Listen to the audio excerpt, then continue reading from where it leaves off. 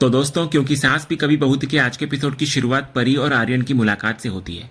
परी इधर बड़े ही भावुक मन से आर्यन को अपने अतीत के उन पन्नों के बारे में बताती है जिनकी वजह से उसकी जिंदगी बदल गई। वो बताती है कि आखिर क्यों गरिमा के पिता आज उनके साथ नहीं है।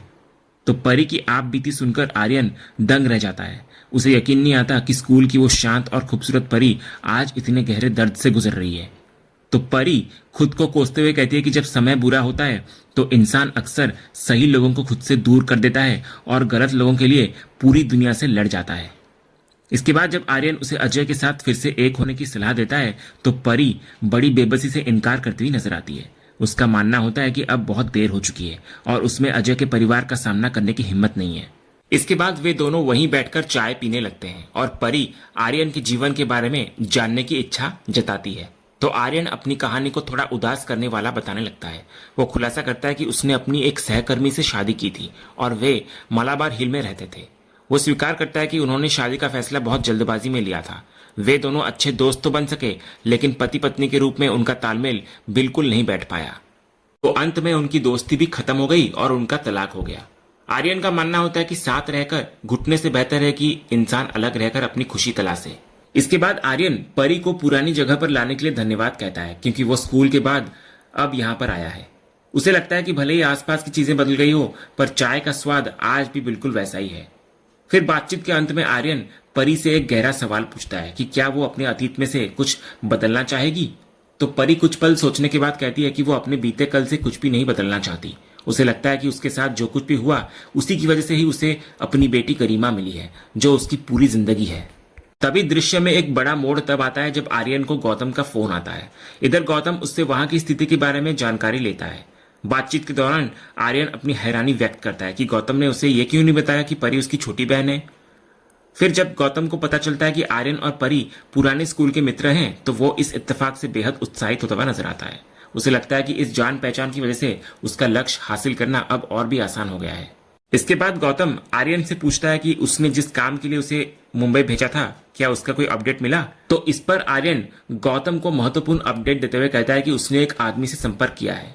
वो आदमी करण को मालाबार हिल से आने वाले हर फोन कॉल की पूरी हिस्ट्री और उसकी सटीक लोकेशन की जानकारी आर्यन तक पहुंचाएगा। फिर गौतम इस बात पर बहुत जोर देता है कि इस जासूसी के बारे में परिवार में किसी को भी भनक नहीं लगनी चाहिए। तो अपने ही भाई के खिलाफ इस तरह की कार्रवाई करने पर आर्यन के मन में सवाल उठते हैं और वो गौतम से इसकी वजह पूछता है। तो गौतम अपने असली कारणों को गुप्त रखते हुए आर्यन को यह भरोसा दिलाता है कि वो उससे कोई भी गैर कानूनी काम नहीं करवा रहा है। वो बस इस राज की तह तक पहुंचना चाहता है। इसके बाद फोन पर ही गौतम को जब पीछे से परी की आवाज सुनाई देती है तो वो दोनों की दोस्ती को देखकर बहुत खुश होता है और आर्यन को काम पर ध्यान देने की हिदायत देते हुए फोन को रख देता है। अगले सीन की शुरुआत करण के शांति निकेतन से निकलने से होती है। करण अपनी गाड़ी लेकर कहीं चला जाता है और उसके ठीक पीछे नंदिनी भी उसे फॉलो करते हुए निकल जाती है। नंदिनी के मन में जो शक होता है उसे अपने पति की जासूसी करने पर मजबूर कर देता है।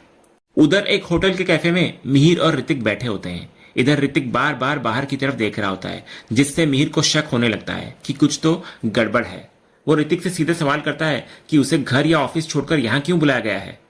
तभी इसी बीच मुन्नी का फोन आता है ऋतिक को और वो उसको बताती है कि माँ वहां पहुंचने ही वाली है। तभी मिहिर जब ऋतिक पर दबाव डालता है तो वो सच उगल देता है। उन बच्चों ने मिलकर मिहिर और तुलसी का डेट प्लान किया है। मिहिर को यह जानकर हैरानी और खुशी दोनों होती है कि तुलसी मिलने आ रही है, लेकिन ऋतिक स्पष्ट करता है कि माँ यहाँ मुन्नी से मिलने के बहाने आ रही है। इसके बाद ऋतिक अपने पिता का आत्मविश्वास बढ़ाते हुए उसे मिस्टर मिहिर वीरानी के पुराने और प्रभावशाली अंदाज में रहने की सलाह देता है और उसको अकेला छोड़कर वहां से निकल जाता है। उसके जाने के बाद मिहिर घबराहट में भगवान से प्रार्थना करता है कि तुलसी का मूड अच्छा रहे। दूसरी तरफ कहानी में नया मोड़ तब आता है जब तुलसी कैफे के बाहर पहुंचती है। मुन्नी से फोन पर बात करने के बाद वो अंदर जाने वाली होती है कि तभी उसकी नजर पास की एक बेकरी के बाहर खड़ी नंदिनी पर पड़ती है। तुलसी हैरान नजर आती है कि नंदिनी यहाँ क्या कर रही है। तभी वो देखती है कि करण बेकरी से एक केक लेकर निकलता है और अपनी गाड़ी में बैठकर वहां से निकल जाता है। इसके बाद बिना देर किए नंदिनी भी उसका पीछा करने लगती है। इधर तुलसी ये सब कुछ देख लेती है और उसके मन में चिंता की लहर दौड़ जाती है कि आखिर ये दोनों अलग अलग क्यों जा रहे हैं और नंदिनी करण का पीछा क्यों कर रही है और इनके बीच क्या चल रहा है। फिर वो सच्चाई जानने के लिए जैसे ही नंदिनी को फोन लगाने की कोशिश करती है, पीछे से मिहिर आ जाता है और उसको अंदर आने के लिए कहता है। इसके बाद जब तुलसी की मुलाकात मिहिर से होती है तो वो हैरान नजर आती है। वो पूछती है मिहिर से कि वो यहाँ क्या कर रहा है, तो मिहिर कहता है कि उसको ऋतिक ने बुलाया है। तो तुलसी कहती है कि उसे मुन्नी ने बुलाया है। फिर दोनों को यह समझते देर नहीं लगती कि यह उनके बच्चों की एक सोची समझी डेट प्लान थी। तुलसी को लगता है कि मिहिर ने ही बच्चों को ऐसा करने के लिए उकसाया होगा, लेकिन मिहिर अपना बचाव करता है। वो तुलसी को समझाता है कि हर बच्चा अपने माता पिताओं को फिर से एक साथ देखना चाहता है और इसमें कुछ गलत भी नहीं है। लेकिन तुलसी का मन वहां से तुरंत लौट जाने का होता है, लेकिन मिहिर उससे कम से कम एक कॉफी पीकर जाने का आग्रह करता है। यहाँ तुलसी एक बड़ा खुलासा करती है कि उसकी परेशानी की वजह मिहिर या बच्चों का यह प्लान नहीं है, बल्कि वो कुछ और देख चुकी है जिसने उसके मन को अशांत कर दिया है। दूसरी तरफ आर्यन मालाबार हिल के उसी फ्लैट पर पहुंचता है जिसका संबंध करण से है।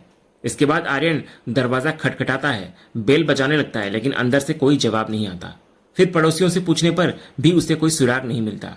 तो निराश होकर आर्यन जैसे ही वहां से निकलने लगता है, सामने से एक रहस्यमयी महिला उसी फ्लैट की ओर आ रही होती है। और हैरानी की बात यह होती है कि आर्यन और वो महिला एक दूसरे के बेहद करीब से गुजरते हैं, पर दोनों अनजान बने रहते हैं। फिर आर्यन के जाते ही वो महिला अपने पास मौजूद चाबी से उस फ्लैट का ताला खोलती है और अंदर चली जाती है। ये सीन साफ तौर पर करण के जीवन में किसी तीसरे व्यक्ति या किसी छिपे हुए सच की ओर इशारा करता है। आर्यन का वहां पहुंचना और उस महिला का चाबी से घर खोलना यह साबित करता है कि करण का मालाबार हिल से कोई गहरा और निजी रिश्ता है जिसे वो परिवार से छिपा रहा है। उधर कैफे के बाहर तुलसी मिहिर को बताती है कि उसने नंदिनी को करण का पीछा करते हुए देखा है। तो मिहिर को इस बात पर यकीन नहीं होता। उसे लगता है कि शायद तुलसी को कोई गलतफहमी हुई है, क्योंकि अब तो करण मुंबई वापस आ रहा है और सब कुछ ठीक लग रहा है। लेकिन तुलसी एक माँ की ममता और अपने बच्चों की आदतों को पहचानने के दावे के साथ कहती है कि उसका अंदाजा कभी गलत नहीं हो सकता। तो मिहिर की सलाह पर तुलसी नंदिनी को फोन लगाती है, लेकिन नंदिनी कॉल रिसीव नहीं करती। बार बार कोशिश करने के बाद भी जब संपर्क नहीं होता तो दोनों की चिंता बढ़ जाती है। मिहिर भी अब इस बात को लेकर उलझन में पड़ जाता है कि आखिर करण और नंदिनी के बीच ऐसा क्या चल रहा है जो वे घर से बाहर इस तरह एक दूसरे का पीछा कर रहे हैं। दूसरे सीन की शुरुआत नंदिनी की गाड़ी से होती है, जहां वो पूरी एकाग्रता के साथ करण का पीछा कर रही होती है। इसी दौरान तुलसी का दोबारा फोन आता है और इस बार नंदिनी कॉल उठा लेती है। शुरुआत में नंदिनी सच्चाई छिपाने की कोशिश करती है और तुलसी को कहती है कि वो किसी बहुत जरूरी काम में फंस गई है, इसलिए वो घर लौटकर या थोड़ी देर बाद आकर बात करेगी।